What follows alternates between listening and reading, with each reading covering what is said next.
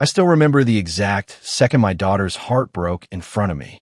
She was standing in a doorway wearing the navy dress we'd picked out together, staring at a giant pastel banner that read, "Hello, baby," with plastic storks dangling like cheap confetti. 21 years old, and my own mother had just told her in a whisper loud enough for the whole room to hear, "Your cousin's baby is more important than you." I didn't scream. I didn't cry.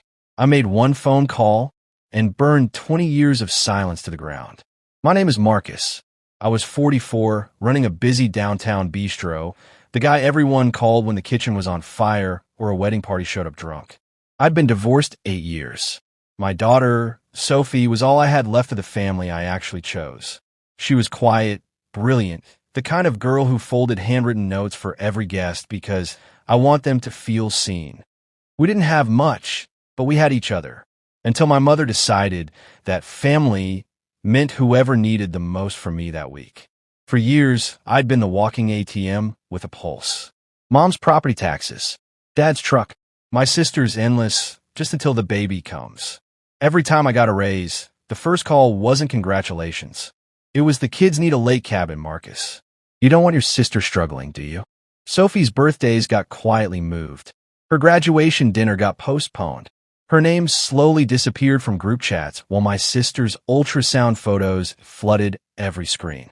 I told myself I was keeping the peace for Sophie's sake. I was wrong. I was teaching her that love has a price tag, and she was always the one who had to pay it. 3 weeks before her birthday, I handed my old boss, Mr. Harlan, a $2,500 deposit and said, "Make it feel like she's finally arriving in her own life." He smiled, shook my hand, and promised the room was locked under my name only. My mother smiled too, a little too wide. I should have seen it coming. I didn't. Sophie and I walked in holding hands, laughing about the playlist she'd spent all night curating. The first thing we saw was that banner. Pastel. Huge. "Hello, baby." The room was already dressed in pink runners and diaper cakes like some maternity photo shoot had exploded. My mother stepped out from the back, wearing her Sunday smile. "Oh good, you're here. We'll do Sophie's little thing later, sweetheart. Your aunt's shower is bigger. More people coming." Sophie's face froze. The muscles locked first, then the hurt crashed in half a second later.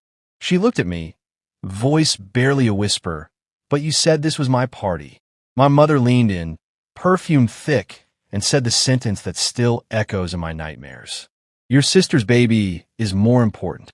Sophie didn't scream. She just turned, walked to the hallway bench, and sat like a child waiting to be punished for existing. She cried for hours, quietly, politely, the way my family had trained her to cry. And in that moment, I finally understood this wasn't a mistake. This was a hostile takeover, paid for with my own credit card. I knelt in front of her. "Hey, look at me."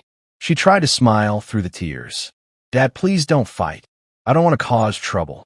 That broke me worse than anything. My 21-year-old daughter begging me not to defend her because she'd been taught her whole life that her feelings were an inconvenience. I stood up, walked 20 feet down the corridor where no one could hear her sobbing, and pulled out my phone. One ring. "Marcus." Mr. Harlan's voice. I kept my tone ice calm. "Lock the booking. Remove my mother as authorized contact. The room stays exactly as I paid for, my daughter's 21st. If anyone tries to change it, tell them no." He didn't argue. He just said, "Done." I hung up. The shaking in my hands stopped. For the first time in decades, I felt something sharper than guilt. I felt clarity. I walked back. My mother was hovering over Sophie like a warden. My sister waddled up, hand on her belly, smirking like she'd already won. I stepped between them. "I'm not starting anything," I said, voice low. "I'm ending it." Mom's eyes narrowed. "What did you do?" I looked straight at her. I protected my daughter, the way I should have done years ago. The coordinator walked in, headset on, voice polite but steel. "Excuse me, this room is booked and locked for Sophie's 21st birthday under Marcus's name. We cannot change it." My mother's face went white. My sister's mouth opened, closed, then opened again. The diaper cake was carried out. The pink runners were ripped away. The "Hello, baby" banner came down like a lie being peeled off the wall. And when they brought out the real box, gold letters spelling Happy 21st, Sophie, My daughter looked at me like I'd just rewritten her entire childhood. She whispered, "You really chose me." That was the moment everything changed, because the second I stopped paying, they finally showed me who they had always been. 2 days later, I canceled the $1,200 monthly transfer that had been quietly funding their entire lifestyle. The call started immediately. The guilt trips. The "you're punishing a baby" texts. My mother showed up at my door screaming that I was turning Sophie against the family. I looked her dead in the eyes and said the sentence I wish I'd said 20 years earlier. "No, you did that the day you told my daughter she was optional." I closed the door, and for the first time in my life, the silence on the other side felt like peace. Sophie still has that navy dress hanging in her closet.